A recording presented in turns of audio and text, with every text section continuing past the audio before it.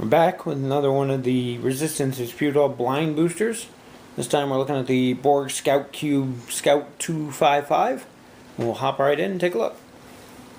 We have our standard Borg Scout Cube dial. Same one we have for our previous cube. And then we have our Borg Scout Cube. It's got the standard Borg Rook movement. 1s, 2s, and 3s in any direction. And 4s every direction but reverse. Not so keen on them now with the new maneuvering. If you haven't seen the errata on the Borg, the way it works now is you pick the maneuver that you want. Say you did a 3 to the left here.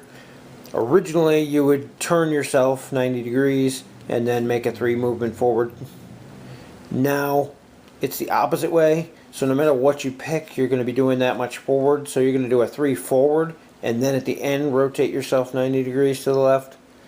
Doesn't sound like much of a change, but basically no matter what maneuver you pick, you are either going to be going forward or backward now. And then the turns come after, so then it depends the next turn on the new way you're facing. Makes them a lot more predictable and in my opinion a lot less playable. I could deal with this or the change to the Borg fire arcs.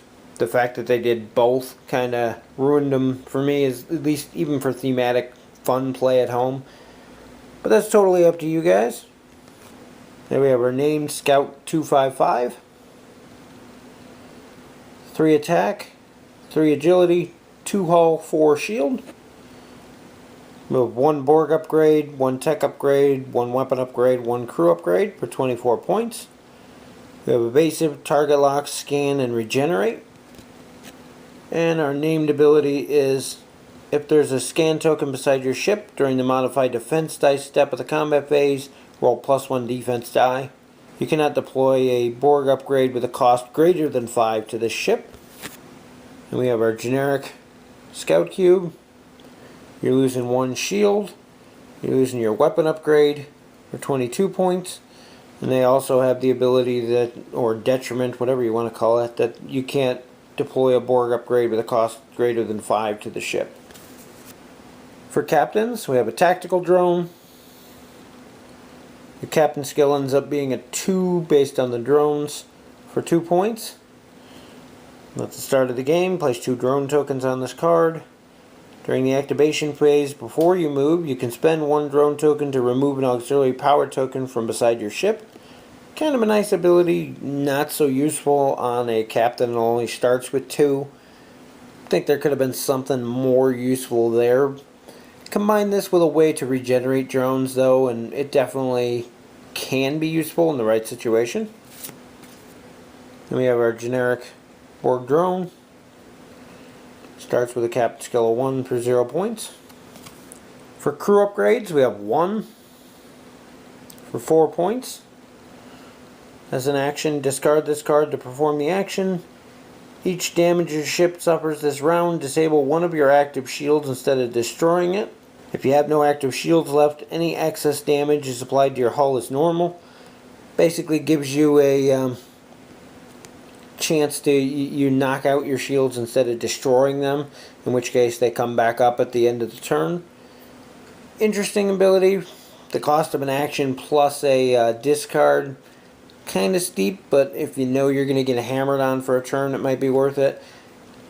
Where I really see this guy shining is on the giant oversized Borg cube, or even a tactical cube, or one of the bigger Borg ships where you have the multiple shields and you can take a hit for 5 or 6 and absorb it all to your shield and then have them all come back the next turn. Definitely worth 4 points in that situation. For weapon upgrades, we have the Proton Beam, 4 points. Attack value 3, range 1. Disable this card to perform the attack. All damage inflicted by this attack ignores the opposing ship's shield. Very nice. And upgrade costs +5 points for any non-Borg ship. The only thing I could see this being better was if for some reason you could find a way to negate their defense roll. Attack value of 3 is nothing too spectacular, though ignoring shields does make it quite interesting in the right situation. Definitely combined with some things to either bump up that attack or bump down their defense so that you can make those 3 attack dice actually hit. For tech upgrades, we have Access Terminal for 2 points.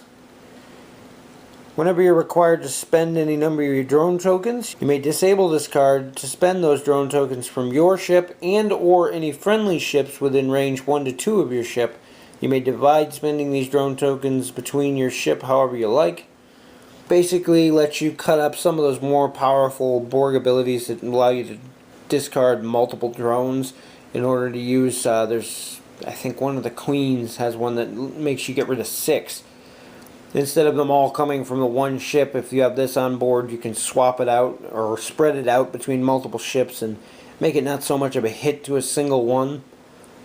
Definitely an interesting thing. The fact that it's a disable and reusable really extends its usefulness, especially if you're playing a larger game with a big Borg fleet and have some ways in there to regenerate those drone tokens and get them back.